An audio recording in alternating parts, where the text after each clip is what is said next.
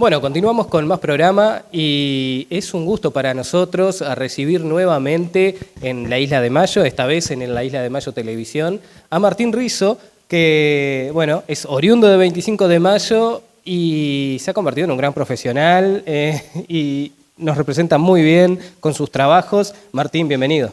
Bueno, muchas gracias, Diego. Es un placer enorme estar aquí en Isla Mala. Yo le digo Isla Mala porque va de la mano con el libro. En el querido 25 de mayo. Muchas gracias por la invitación. No, para nosotros es un gusto. Como le estábamos diciendo a los televidentes, Martín, desde hace mucho tiempo interesado en lo que es la literatura, interesado en lo que es la cultura, y ha llevado un poquito de nuestro pueblo a la literatura. Has creado, tu libro Isla Mala, y bueno, ya tiempo atrás estuvimos hablando sobre todo esto, pero primero que nada, ¿qué te llevó al mundo de la literatura y a experimentar por ahí? Bueno, la literatura en realidad o el escribir es un gusto personal que lo arrastro desde la adolescencia, digamos, cuando empecé a leer mucho, a leer a rolete. Y bueno, yo siento que siempre tuve esa facilidad de escribir o de comunicar a través de la palabra, del texto. Y nada, Isla Mala, el libro representa también, o es parte de lo que el pueblo me dio a mí, en cuanto a historias de miedo y misterio en este caso, que es como el palo que a mí me gusta. Pero también yo Isla Mala, parte de los personajes, de la cultura, a escribir en verso para las canciones de la banda también, de Capitán Tula.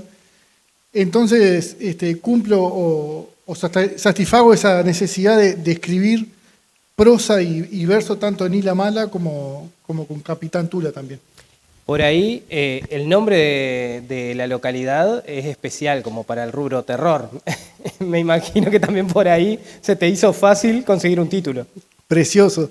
La verdad que sí, no había dos títulos que elegir, era estaba casi que predestinado, ¿no?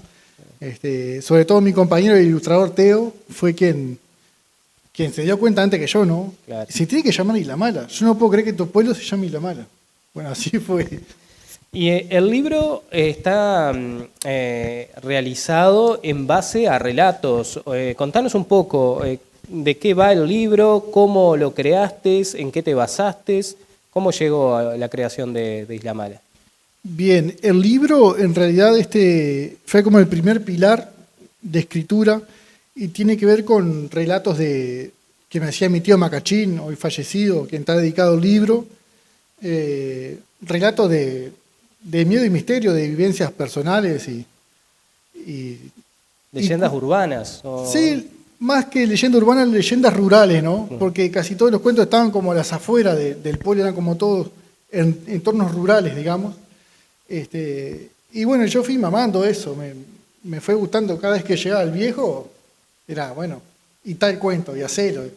De hecho, jugar en el barrio cuando yo era chico también se jugaba a eso, a esconderse entre los maizales, a hacer historias de terror, un poco creando eso, ¿no?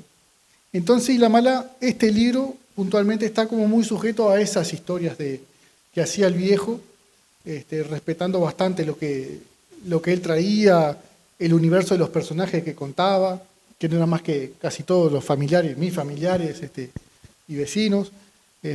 Pero Isla Mala, aparte del libro, se extendió en otros relatos que se hicieron en radio, en audiovisuales también, relatos que vienen para un segundo libro que se están escribiendo, que son un poco más sueltos de esas narraciones puntuales que hacía el viejo, y tienen que ver más con mis historias, que la gran mayoría claramente eran inventos para asustar a mis propios amigos, ¿no?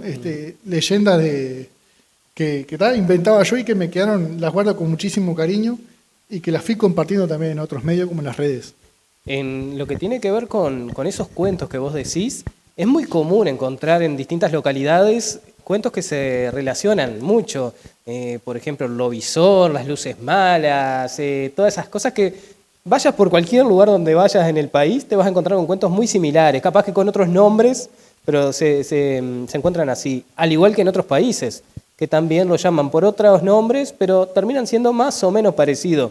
¿Eso tiene algún nacimiento en algún lado, esos cuentos, o son creaciones que simplemente, casualmente, se repiten? Es una pregunta que si la respondo sería Einstein, ¿no? Pero en lo que yo fui investigando en este rubro, esos cuentos sí se repiten a lo largo de las generaciones y muchos de ellos tienen que ver con el rol de los adultos para controlar a sus crianzas. Para explicarlo un poco mejor, el viejo de la bolsa. Bueno, el viejo de la bolsa es una creación para que los adultos estén tranquilos y los niños se asusten y no salgan a la calle a cualquier hora. Hay otras explicaciones, por ejemplo, como la del pombero o el curupí, que son más guaraníes y tenían que ver con deidades que hacían tal o cual cosa si las adolescentes y las niñas salían a tal hora de la casa. O sea, el mundo adulto controla al adolescente y al niño y a la niña, ¿no? Con esas historias. Después, que son más leyendas quizás históricas esas, ¿no?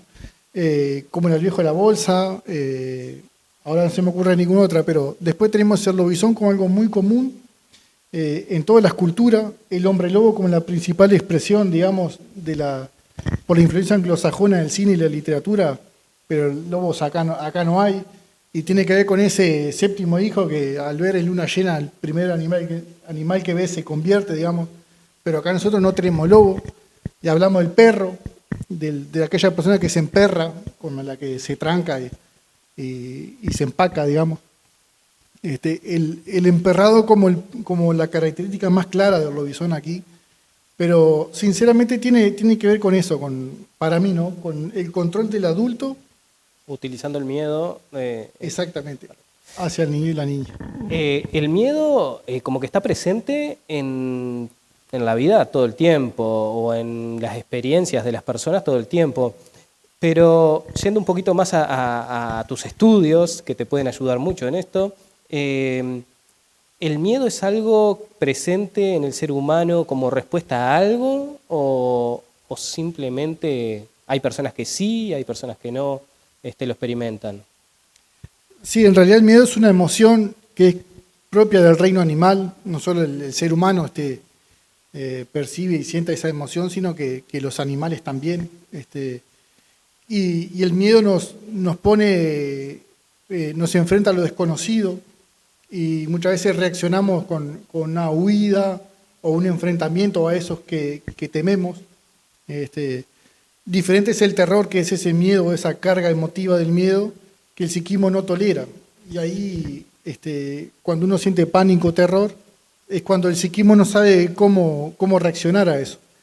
Y pueden venir decisiones malas. Hoy en día, por ejemplo, hablar de terror sería prender informativo y ver noticias rojas que nos bombardean, pero sin embargo uno lee un libro y no siente terror, sino que se conecta con el miedo como esa emoción propia del reino animal. Totalmente.